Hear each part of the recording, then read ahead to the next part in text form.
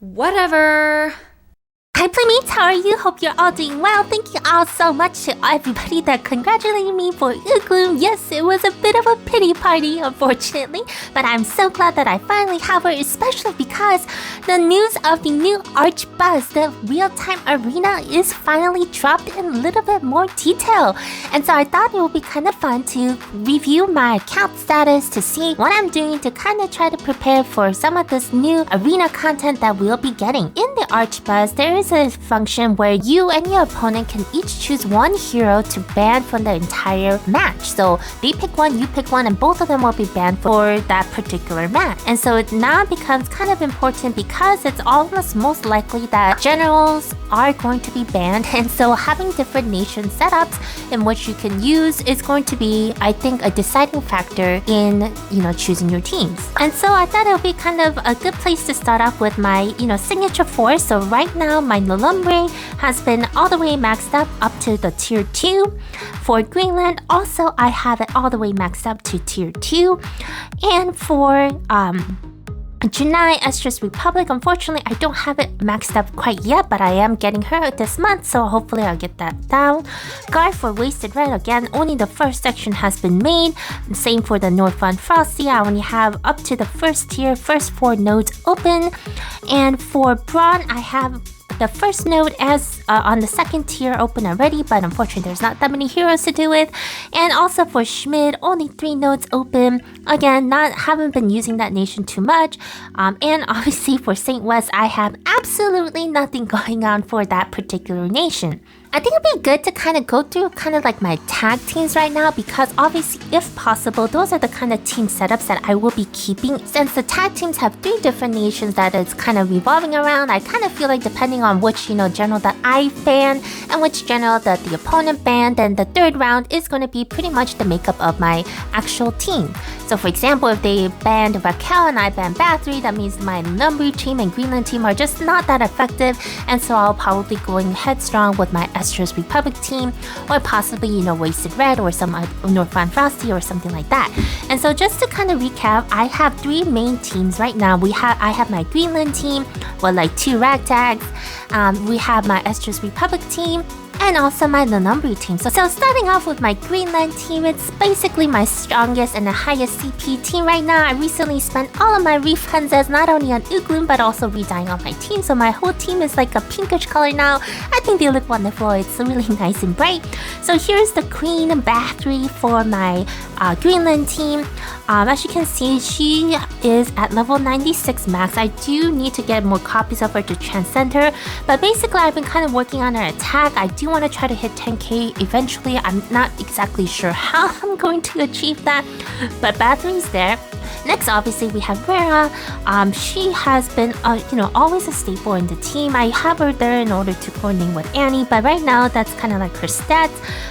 Obviously, we could definitely use it. I do think that her attack speed could be a little bit better at 170. It's really good, but there are quite a few teams that I've noticed have gone before her. Iris is the first hero that I'm kind of trying to hit level 100 for. Again, just as a preference. I think she's been with me for the longest, and so I kind of want to level her up. She is also fully unleashed potential along with the other 2, and I think right now I'm kind of trying to build up her attack and elements as well. Here is Talia. Again, she's there for the heals. Again, like she's like the strong, like healer, defensive, like last liner kind of deer majigger. I don't know what I'm talking about, but she has like the highest HP, I believe, out of all my heroes, and that's something that I'm going to continue to kind of build up for her. As well as a little bit more of the attack speed. Here's Annie. I know that I'm trying to pair her up with Vera, and also I've been kind of trying to raise up her fake core a little bit, because she does fake core share that with Dorka at the moment. But I don't know. I do think that I eventually have to place her out, possibly with Tantalo. I don't know, especially since I recently got him. But again, she's a really strong contender. I do like her AoE, and it's been a blast having her on my team and has worked out quite well. The next highest CP team that I have is my Lulumbre team with General Raquel there. Again, Lulumbre has a lot of good heroes, but this is kind of like the team that I've been working with. So we have General Raquel here. Again, I've been really lucky with the number. I've been getting quite a lot of copies of Raquel from early on in game. Again, obviously I want to work on his attack a little bit more. You know, it's only at like 7.7k right now. I do want to get him up to like maybe batteries level. Here's Zeon. He is almost fully unleashed potential. I do need a few more orbs in order to get him up to speed. But there he is now. Obviously, you know, a very, very versatile hero. Again, he's also at 7.2k. Obviously, I need to raise Raquel's first so that, you know, he could be under Raquel's general role. But that is my Zeon. Again, with the first Guardian, Fakor, it's very hard to replace him off the Lunumbri team. Here's Morris. If you've been seeing my PvP videos, you know that he's a little slower at the moment, so he hasn't been able to do much more than his passive buffs onto the heroes. But again, his, you know, strong attack, his S3 skill is also a great asset in addition to his attack raising. Here's April. Again, she also needs a little bit more work on the defensive line on her unleashed potential. Only her attack and stamina line is awakened. She does have a pretty good number of HP, but again, her attack speed 64, so slow. I mean, I definitely need to work on that. Gather a little bit more or mana in order to get that up there. Here's my Baraka, my fast little Baraka. I do like him more again in the white, but I wanted to kind of have him match his team. You know, all around in general, just a little bit subpar. I mean, he's very fast like the hero that he is, but again, I need to work on his attack so that he could be just a little bit more effective in battle. And last but not least is my Estrus Republic team.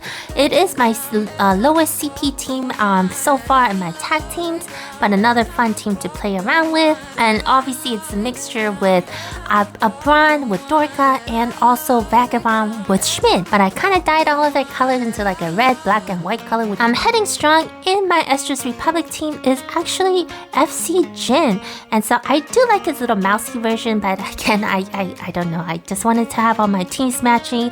I do really like Jin. I think he has, you know, really cool skills, especially with the resets and with his fast attack and his attack at 7.1k. He's definitely one to have a keeper, especially with resetting the skills again for another time with Shell. Here's Janai, the general, the real true general of this round. I kind of tired of her FC version look, so I kind of changed it back to the original.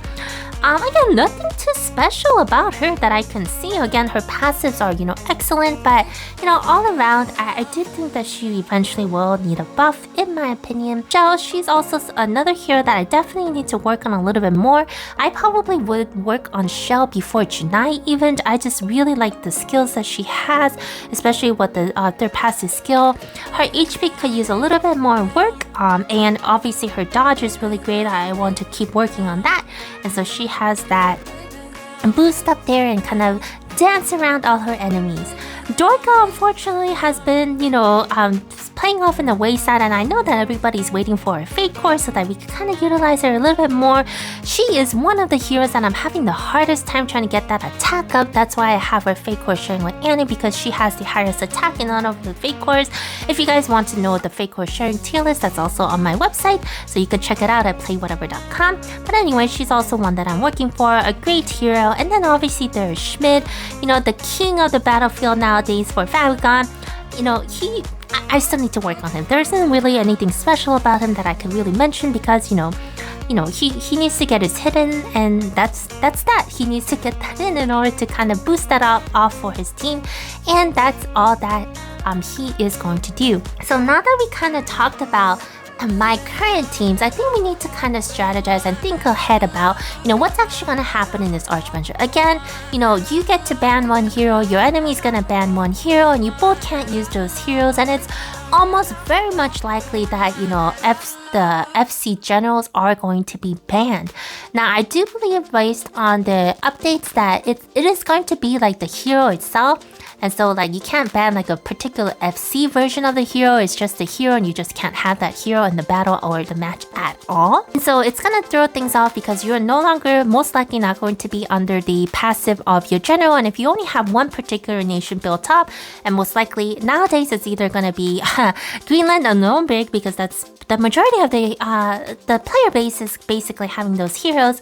You're gonna need to try to figure out how to play around or dance around those things.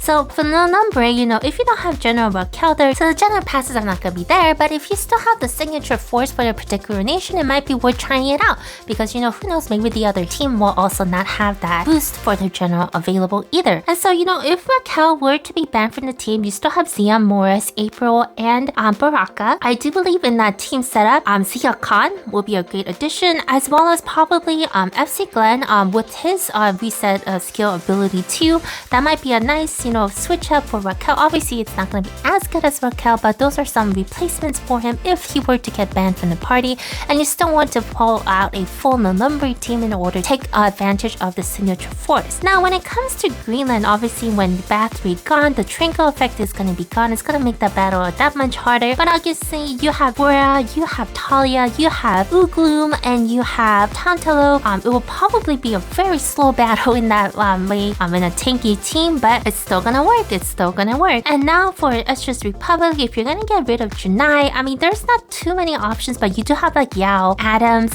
possibly even FC Leisure if you want to try to go for that revive and see if that kind of pulls you through. Or Diva is also a great choice for any attacks in the Estrus Republic battle.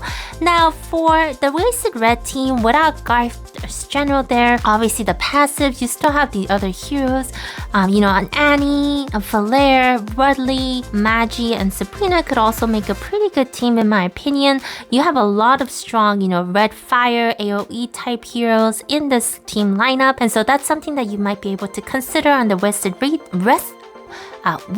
Red team if General Garth were to be banned, and you still want to go ahead and pull out an all Wasted Red team for the signature force synergy. Now for Norfa and Frosty, if Shifrakin were to be left out of the fray, you do have quite a few options, a lot of Frost heroes that are available here.